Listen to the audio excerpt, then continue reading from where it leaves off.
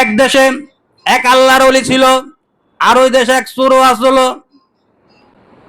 তাজকিরাতুল আউলিয়া যদি পড়েন আপনারা ঘটনা জানতে পারবেন। ওই চোরা আসলো কাফন চোর। কি চোর? কি যাতা মানুষের কাফন চুরি করতো না মরা মানুষের? কাফন কালিকা যাতা মানুষের না মরা মানুষের? মরা মানুষের। এই কাফন চোরা কি করতো? কবরে যাইতো, এই কাফন চুরি করতো, কইরে কাফন বিক্রি করে সংসার চলতো।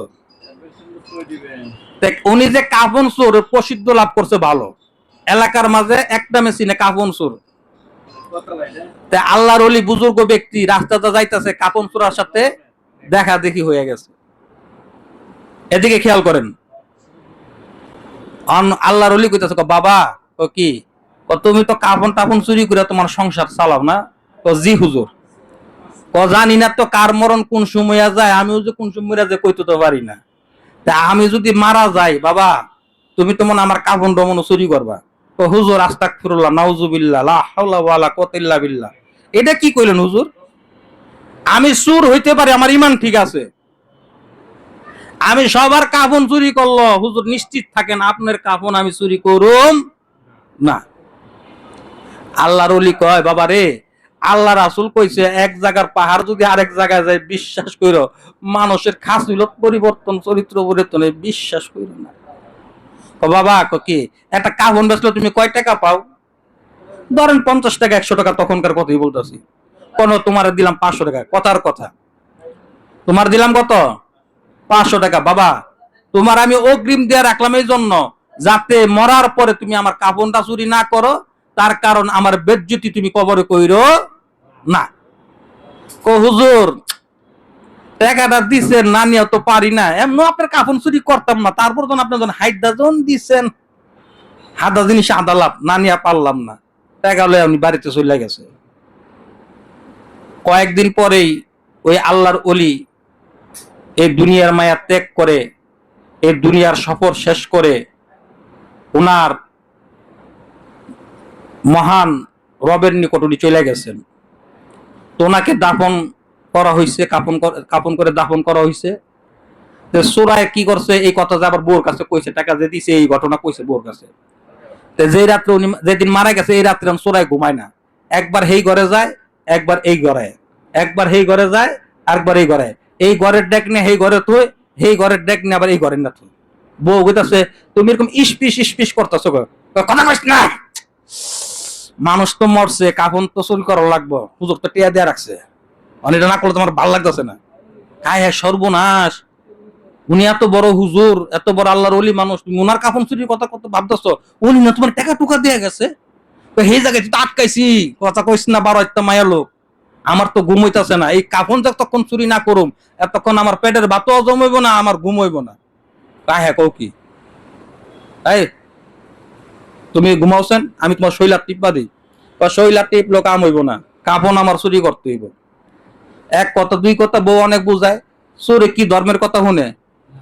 চোরে না শুনে ধর্মের কাহিনী, কথাই আছে না, কামারের দোকানে কোরআন পড়লে লাভ হইব না, আর চোরে না শুনে ধর্মের কাহিনী।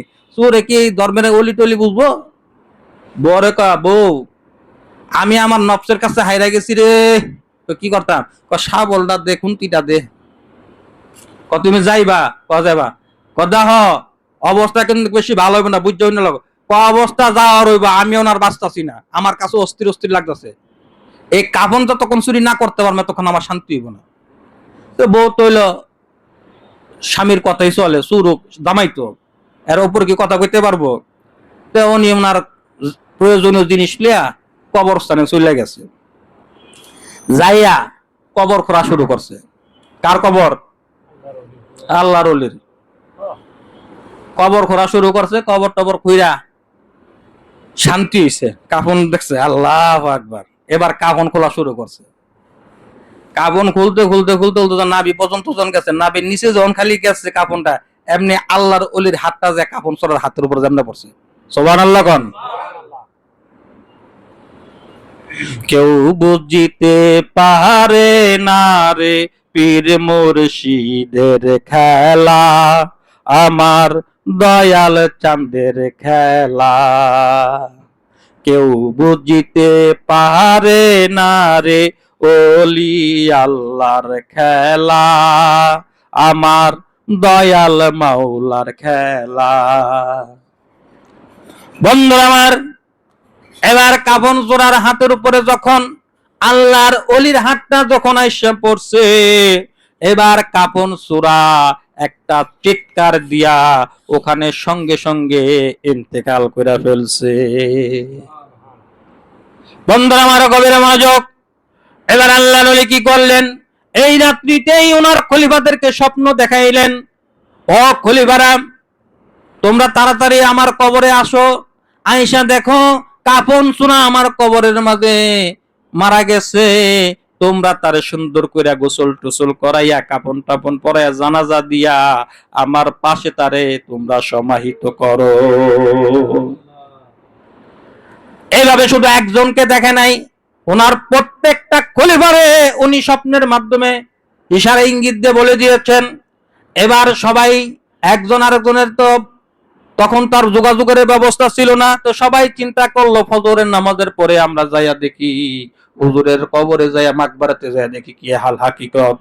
এবার যেমন আপনাকে দেখা যায় আপনি গেছেন, ওনাকেও দেখেছে উনিও গেছে, এইভাবে ওনার খলিফারা সবাই এখানে যায় দেখে, সব এক জায়গায় ব্যাপার কি, ও হুজুর তো আমার কাছে এই কথা কইছে, আমারও তো এই কথা কইছে, আমারও তো এই কথা কইছে, সবাই এবার মিল্লা সম্মিলিত ভাবে কবরস্থলে যায় দেখে ঘটনা সত্য, কবর খোঁড়া অবস্থায় আর আল্লাহর ওলির কাফন এই পর্যন্ত আইসা রইছে, আর কাফন চোরার হাতের উপর হাত এভাবে পইরা রইছে আর মারা মৃত্যু অবস্থায়। বলে ঘটনা কি রে ভাই, সবাই তো জানে কাফন চোরা, যে আল্লাহর ওলির কাফন চুরি করতেছে, মনে এখানে মনে মারা গেছে, এটাও মনে আল্লাহ তাআলার একটা হিকমত। এবার সবাই বলা বলি করা শুরু করে দিল, ও ভাই আল্লাহর ওলি উনি তো বলেছেন তাকে সুন্দর করে কাফন পরাইয়া জানাজা দিয়া ওনার পাশে সমাহিত করার জন্য, এত কাফন সুর, এই কাফন সুরকে আল্লাহর ওলির সাথে সমাহিত করলে এটা কেমন দেখাইব, কথা ঠিক কিনা? বন্ধু আমার গভীর মনোযোগ, এরকম খলিফাদের মাঝে মহব্বতের কিছু খলিফা আছে না? কোন উনার যে একজন খলিফা ছিল, খলিফার বলতেছে শোনো কি, ও হুজুরে আমারে কইছে যে দেখো সে তো কাফন চুরি করতো, কথা সত্য, তার জীবনে সে অনেক কাফন চুরি করছে, এটা সে অন্যায় করছে, সে অপরাধী, সে কি অপরাধী, কিন্তু শেষমেশ সে আমারও কাফন চুরি করতেছে, অথচ তার আমি আগে 2 টাকা দিয়ে রাখছি, বাইনা করে রাখছি যে বাইরে আমার কাফন তুই চুরি করিস না। এরপরে শেষমেশ উপায়ন্তর না পাইয়া সে চোরে না শুনে ধর্মের কাহিনী, সে উপায়ন্তর না পেয়ে শেষ পর্যন্ত সে আমারও কাফন চুরি করতে আইছে। এখন কাফন চুরি করতে আইছে তো ভালো কথা, এখন তো কাফন নামাইতে যখন আমার নাভি পর্যন্ত আনছে, তখন তো আমি আর সহ্য করতে পারলাম না, আমার তো সে বেজ্জতি করে লাইব, তখন আমি আমার হাতটা দিয়ে তার ওই জায়গাটা হাতটা রাখছি, তার বাধা দিছি। এই ক্ষমতা দিছেন কে? আল্লাহ। এই ক্ষমতার মালিক কে? আল্লাহ। আল্লাহ ক্ষমতা দেন কাদের? আল্লাহর ওলিদের, কথা ঠিক কিনা? আল্লাহর ওলিদের সাথে আদালতি দুশ্মনী করে দেখেন, আল্লাহর ওলিও যদি ছাইরা দেয় আল্লাহ কিন্তু ছাড়ে না। ইতিহাস সাক্ষী আছে, তাজকিরাতুল আউলিয়া পড়েন,